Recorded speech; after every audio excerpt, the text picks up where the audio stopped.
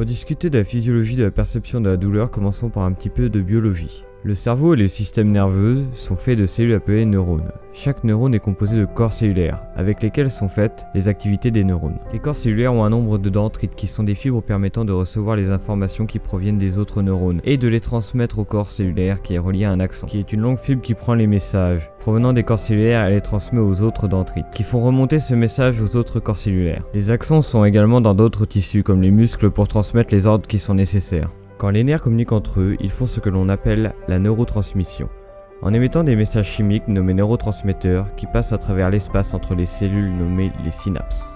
Les messages chimiques proviennent des axons et sont reçus par des molécules spécifiques qui sont des récepteurs qui sont dans les dendrites.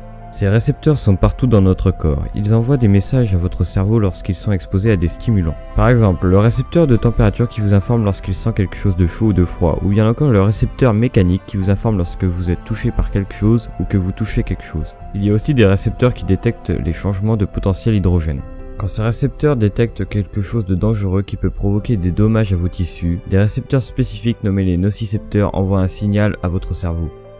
Les nocicepteurs sont partout dans le corps, c'est pour cela que si vous tapez le doigt avec un marteau, que vous renversez un seau d'eau bouillante sur vous, ou que vous tordez la cheville en faisant du sport, vous pouvez remercier vos nocicepteurs qui envoient des messages à votre cerveau à propos de tous ces accidents qui vous sont arrivés. Nous relions généralement ces informations à la douleur, mais les nocicepteurs ne sont que les premiers signaux d'une douleur. Lorsque nous stimulons les nocicepteurs par exemple en touchant quelque chose de chaud, un signal électrique est envoyé d'un neurone afférent primaire et est transmis à une partie de la colonne vertébrale nommée le ganglion. C'est là que le signal électrique cause un courant relâchant les neurotransmetteurs émis plus tôt. Les signaux de douleur venant du neurone afférent primaire sont transmis à un neurone excitateur.